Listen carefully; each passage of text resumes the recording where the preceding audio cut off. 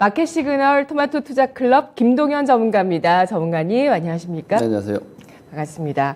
한 주 참 바쁘게 보냈습니다. 지난주 주 초반에 시장에 대해서 좀 긍정적인 관점을 남겨주셨거든요. 한 주 흐름 어떻게 보셨는지 궁금하고요. 시장이 어떤 시그널을 보내고 있다고 생각하실까요? 네, 일단 지난 한 주간은 그 배당락 이후에 원래 연말 연초로 넘어오면서 나오는 기관들의 물량을 우리 시장이 좀 제대로 소화를 해주지 못하면서 좀 과도하게 하락한 측면이 있었죠. 제가 그 국내 한국의 변동성 지수도 치솟지 않는 하락이기 때문에 이건 시장의 어떤 내재 변동성 자체가 확대되면서 나타나는 리스크 프리미엄 증가하는 양상이 아니다.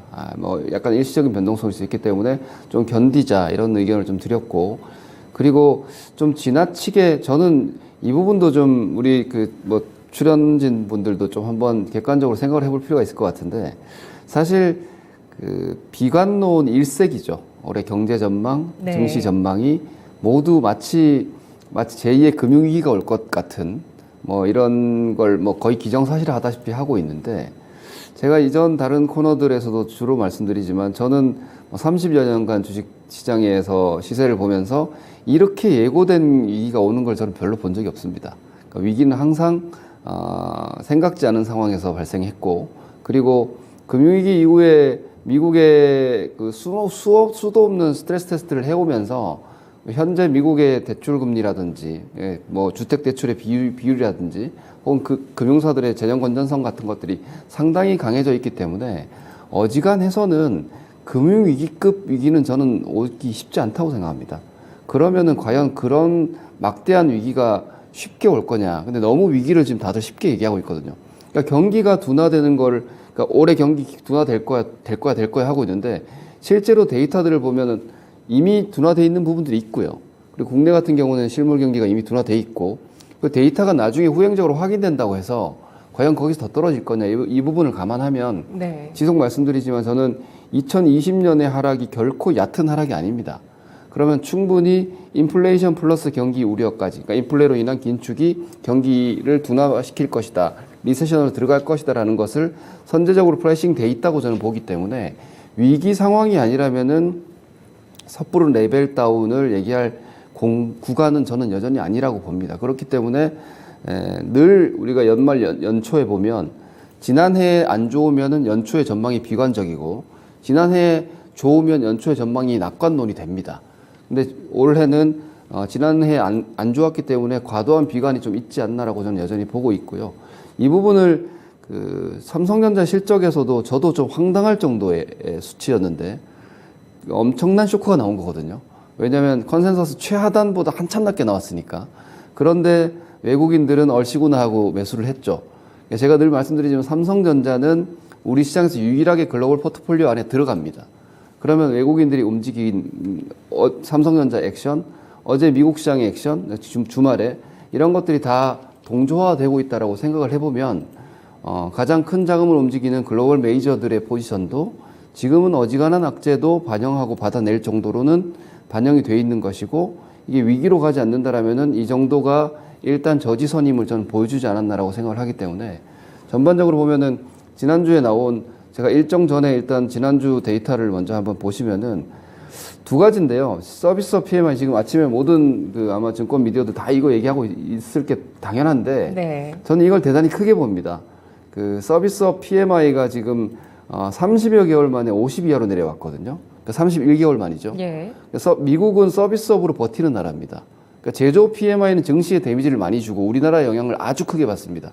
근데 미국은 경기가 서비스 위주로 돌아가기 때문에 지금 보시면은 훅 떨어진 2020년 저 구간을 제외하고는 50m로 떨어지질 않습니다. 잘.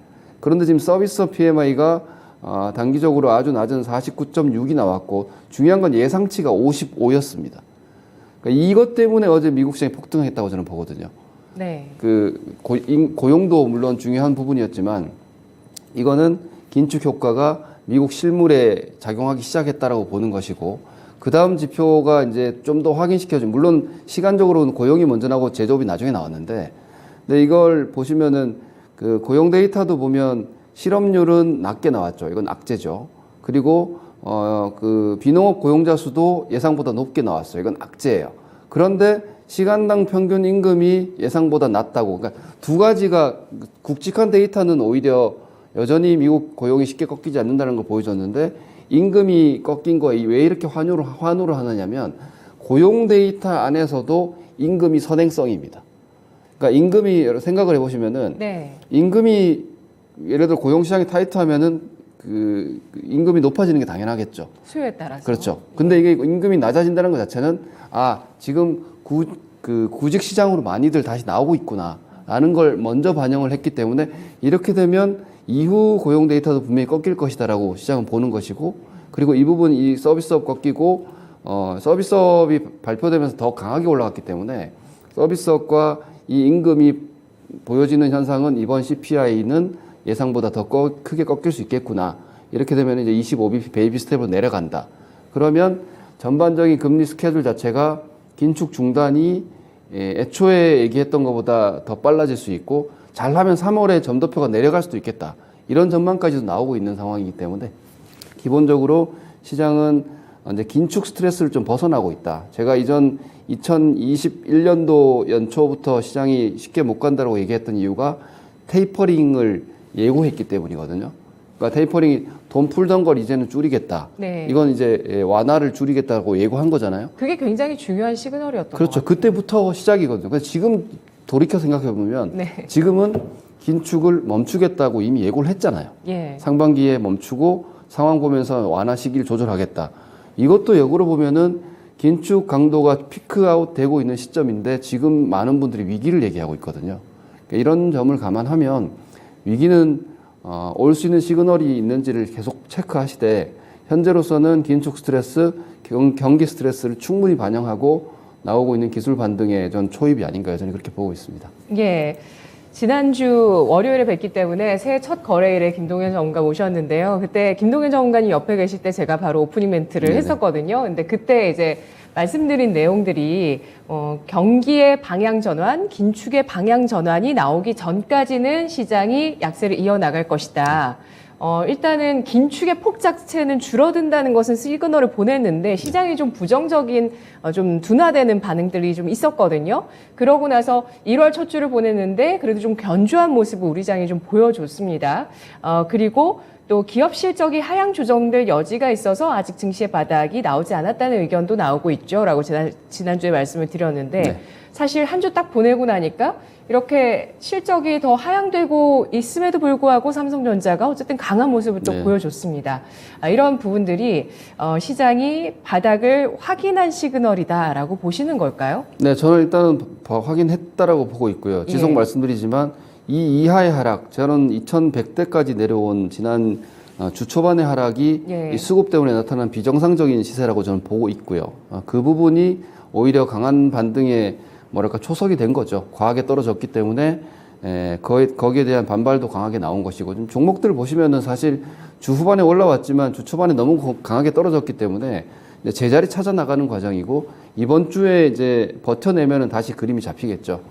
그래서 위기가 없다면 2100대는 쉽게 무너지는 자리가 아니다. 저는 여전히 그런 입장이고 그리고 삼성전자가 보여준 이 반응이 사실 누구나 예상했거든요. 반도체 4분기 부러진다. 그리고 크게 하이닉스 같은 경우 적자 전망이고 네. 앞으로 한 2개 분기 이상 쉽게 전환되지 않을 거라는 대체로 예상입니다. 그런데 외국인들이 그 시점에 삼성전자에 들어왔다는 거는 여기서부터 반도체를 끌어올리겠다는 의지보다는 이 정도면은 이만큼은 반영한 주가가 현재 이미 형성이 돼 있다라고 보고 저가 매집이 들어왔다. 저는 그렇게 보거든요. 그럼 본격적인 상승은 긴축이 중단되는 시점이 될 거예요. 확인되는 시점. 그러면 제가 계속 말씀드리지만 중국은 제로 코로나 완화 그 자체가 부양이거든요. 저는 그렇게 보거든요. 중국이 봉쇄하고 있다. 봉쇄를 풀면 당연히 경제 데이터 급격하게 회복될 거 아닙니까? 네. 그럼 그것도 생각을 한다면은 미국이 긴축 중단, 중국이 제로 코로나 완화면 상황이 좋아지는 거죠. 그럼 그동안 너무 비관적이었던 전망에서 긍정적인 뷰들이 분명히 나올 수 있는 거고 주식시장이 후행적인 게 그러니까 시장은 선행적인데 리서치는 후행적입니다. 원래. 지나서 주가가 올라가서 뭐가 좀 좋아지면 이거 좋아지니까 다시 상향한다. 이러면 개인들은 그거 확인하면 주식 못 사거든요. 한참 올랐기 때문에. 그러니까 지금은 저는 다시 또 하이힐드 스프레드를 보여드릴 수밖에 없는데 위기는 예언처럼 하는 게 아닙니다. 지금 다들 얘기하고 있는 시스템 위기는 저는 이 하이리 스프레드만 계속 보시면 됩니다. 예를 들어서 최근에 제가 미국 3개월물이 올라서 조금 의아했었거든요. 뭔가 미국 시장에 작은 경색이 있나? 왜 3개월물이 이렇게 치솟지? 하고 매일 아침 이 스프레드를 보는데도 별 문제가 없습니다. 이것은 이제 위험 신호가 켜진 상황이 여전히 아니기 때문에 그렇다면은 그냥 펀더멘탈 상으로나 기술적으로나 수급적으로 보면은 당분간은 반등 내지는 박스라고 보시는 게 맞을 것 같고, 그리고 우리 시장의 코스피 일봉을 다시 한번 그림을 보시면은 이게 지난 그 주 초반 그리고 월 초, 연초 주가가 일시적으로 빠지면서 2100대까지 내려갔다가 이 추세 하락 추세 안으로 다시 들어왔었어요. 하락 추세 안으로 다시 내려왔었는데 다시금 올라오면서 현재로서는 작년도, 우리 시장 재작년이죠. 2021년도 6월부터 이어지고 있는 하락 추세는 일단 위쪽으로 넘어서 있고, 들쭉날쭉 하고 있기 때문에 박스권으로 보는 게 제일 맞는 것 같아요. 그러면 현재 시점에서 박스권 상단은 2,500대까지 일단은 잡히는 거죠. 그림상으로도. 현재 2,200대라면은 여전히 좀 매수 관점 내지는 보유 관점 유지하셔도 되지 않나라고 보고 있고요. 그리고 월봉, 제가 연봉과 월봉을 한번 보여드리겠습니다. 연봉은 제가 잘 안 보여드리는데 연초니까 한번 보시죠. 지난번에도 제가 장대 음봉 맞고 나서 이듬해 잘 안 빠지더라, 우리 시장이. 그리고 작년에 워낙 많이 하락했고, 그리고 10년 지지 라인에 위치하고 있으니까 왼쪽이 이제 월봉이고 오른쪽이 연봉인데, 예.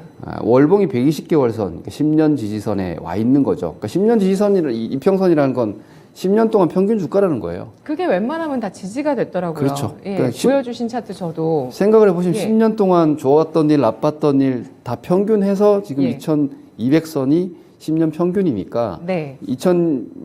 작년도에 10년 평균이 2100선이었거든요. 예. 그런데 3300 갔다가, 그러니까 과이격이 벌어졌다가 이제 내려왔기 때문에 지금은 분명히 과열이 아닌 거고, 그리고 월봉상의 공간은 좌측 보시면은 저는 위쪽으로 좀 더 저 위에서 내려오는 빨간색 20개월 선, 여기 이제 내려오고 있는데 저기가 내려오는 자리 정도까지는 한번 여전히 만나지 않을까. 그러면 당분간은 한 2,500, 600 정도의 박스라고 아직은 상반기가 그렇게 보는 게 맞지 않나. 그래서 저는 계속해서 다들 상저, 그러니까 더 떨어질 수 있다, 이렇게 얘기하면서 상저하고를 얘기하는데 저는 거기 동의하지 않는다는 거죠. 오히려 상반기가 좀 더 반등권에 가깝고, 만약에 위기가 온다면 역으로 저는 하반기가 아니겠느냐, 이렇게 보고 있기 때문에 당분간은 여전히 반등 보시고, 월봉, 연봉이 모두 지난주에 아래 꼬리를 만들고 올라왔어요. 오히려 저는 상반기 저점이 1월 첫 주에 나왔을 수도 있다. 오히려 그런 관점으로 당분간은 접근을 하셔도 되지 않을까. 그리고 뭐 지금 반등하니까 또 실적 얘기를 많이 해요. 예. 그런데 이번에는 그 역금융 조정이 너무나 강했기 때문에 어지간히 나오는 실적, 삼성전자가 보여줬듯이 그런 정도는 주가에 프라이싱 돼 있다고 저는 보고 있기 때문에 실적이 뭐 말도 안 되는 충격이거나 전망 자체가 너무 나쁘지 않은 기업들의 경우에는 하단 이탈되는 경우가 저는 잘 없지 않을까, 그렇게 보고 있습니다. 예, 알겠습니다. 정말 여러 가지 중요한 시황에 있어서 그런 시그널들을 오늘 많이 지금 전해주셨는데, 핵심을 좀 요약해 보자면 현재 코스피는 10년 평균 10년 지지선에 지금 맞닿아 있기 때문에 과열되지 않은 상태에서 어쩌면 주식이 바닥을 잡고 또 주식 투자를 시작하기에도 좋은 그런 시기에 와 있다라는 의견을 주고 있습니다. 어쩌면 상반기의 저점을 지난주에 확인했을 수 있다라는 관점을 얘기하고 있고요. 이 시장이 바닥을 형성할 수 있는 그러한 배경에 있어서는 미국의 긴축 정책 탈피, 그리고 또 중국의 부양책입니다. 제로 코로나를 이제 거두고 전환했다는 것이 부양이다라는 의견을 주고 있습니다. 여기에 ISM 서비스업 PMI가 이렇게 둔화되고 있다는 것이 오히려 좀 오늘 다시 나오고 있는 게 미국 경제의 골디락스 가능성 이야기도 나오고 있는데요. 그러한 가능성의 어떤 증거가 될 수 있다는 점에 대해서 이야기를 해주고 계시는데요. 오늘장 전략에 있어서 이제 좀 참고해 볼 수 있을 만한 내용들 좀 더 알아보겠습니다. 놓치지 말아야 할 마켓 시그널 뭐가 있을까요? 네, 뭐 이번 주 일단 예상 CPI 6.5%가 또 한 번의 분수령이 될 것 같습니다. 그 수치 정도 내지는 그거보다 낮게 나올 경우에 또 한 번 환호할 수 있다고 보고 있고요. 예. 그리고 오늘 같은 경우에 사실 코스피 종합지수 한 가지 재밌는 그림을 좀 보실 게, 일봉 차트를 제가 준비를 안 했는데 조정 씨가 준비가 되는지 모르겠습니다. 코스피 종합지수 일봉을 보시면은 2320포인트가 지금 20일 이동평균선 정도가 되고요. 해당 지수대를 나중에 여러분들 차트를 한번 보시죠. 저기 보시다시피 저 개파락이 있죠. 저 배당락 하락 개파락이거든요. 그러니까 여기를 오늘 갭상승으로 2320을 넘어가면 미국 시장에 도움이든 어쨌든 그리고 저기를 넘어가서 저 자리를 지키게 되면은 이거 아일랜드 섬골 반전형이 돼버립니다. 그러니까 사실상 펀더멘털상으로도 2200대가 지금 상당히 매력적인 구간이고 연초에 좀 공포감을 줬던 점을 감안하면 아일랜드 갭이라는 구조적 원리가 바닥권에서 개파락을 주면서 대중에게 공포를 가지게 하고 그리고 급등을 시켜서 대부분의 투자자들은 이제 조정 나오면 사야지 하는 그 조정을 주지 않겠다는 의지거든요. 그 아일랜드 갭이 오늘 2320선에서 나오는지 혹은 그걸 지켜지는지를 보시면 의외로 1월 첫 주 반짝 조정 이후에 연초에 좀 빠르게 치솟는 지수도 볼 수 있지 않을까 하는 기준이 2320 정도 될 것 같고요. 그리고 반도체 금융주가 지난주는 배당락 이후에 좀 과도하게 쏠림이 있었습니다. 그래서 체감적으로 사실 지난주가 그렇게 좋았다고 하긴 좀 어려울 것 같은데 이 반도체 금융주의 쏠림이 좀 완화돼야 된다고 저는 봅니다. 반도체는 사실 실적으로 보면 아직 박스로 가는 게 좀 더 유력하고요. 금융주 같은 경우에도 뭐 주주 환원 정책 이런 게 계속되지는 않으니까 요 반도체 금융으로 쏠렸던 수급이 특히 2차 전지를 포함해서 떨어져 있는 실적 양호한 종목들의 반등과 플랫폼이나 이런 개인들이 많이 갖고 계신 종목들 쪽으로 확산이 돼준다라면은 이건 말 그대로 시장을 살려주는 겁니다. 이 움직임으로 그러니까 지수만 살려놓는 게 아니라 시장이 살아나려면은 반도체 금융으로 집중된 시세가 좀 분산돼야 되니까 그 부분이 오늘부터 좀 전개되는지를 보시면 될 것 같고 역으로 12월까지 좀 양호했. 제가 지난주에 이런 말씀드렸죠. 12월 강했던 게 1월도 강한 경우가 많다 했는데 이렇게 되면 약간 불리한 게 지수 위주의 시장이 돼버리고 대형주 위주의 시장이 돼버리면은 12월에 강했던 뭐 SOG 5G, 뭐 중국 소비, 뭐 제약 바이오 이런 종목들, 헬스케어 이런 종목들이 뭐랄까 움직일 수 있는 공간이 좀 줄어듭니다. 이런 종목들은 오히려 반등 에너지가 상대적으로 이전보다 조금 둔할 수 있습니다. 하지만 이쪽은 실적이 좋으니까 오히려 단기적으로는 조금 답답하시더라도 일정 포지션 그대로 좀 버텨내시는 게 맞는 것 같고 단기적인 시장 하락에 대한 반응은 앞서 말씀드린 시장 민감주 쪽으로 지금은 돌아오고 있기 때문에 2차 전지를 포함해서 시장 변동성 확대를 같이 가져갈 수 있는 종목 쪽으로의 포지션을 여전히 좀 유지하시면 될 것 같습니다. 네, 대형주나 중소형주냐의 그 어떤 분기점에 있어서 2320선의 이 아일랜드계 형성 여부가 중요하겠네요. 네. 형성이 되면서 이 선을 지지하면서 움직인다면 대형주장이라는 말씀이신 거죠? 지수를 생각보다 빠르게 끌어올릴 수 있다 이거죠. 예를 들어서 여기서 대부분 지난주까지 경계하면 이번 주에 풀려도 투자 심리가 잘 안 살아납니다.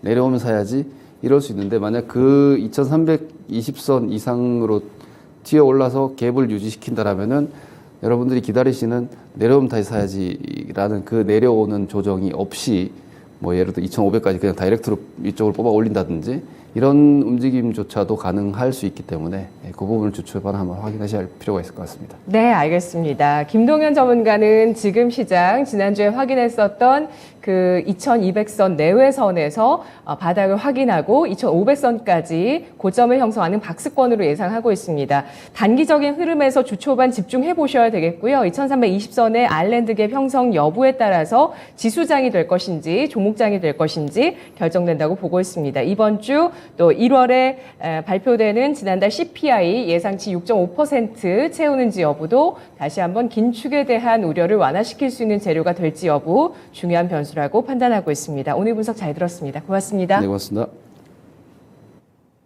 마켓 시그널이었습니다.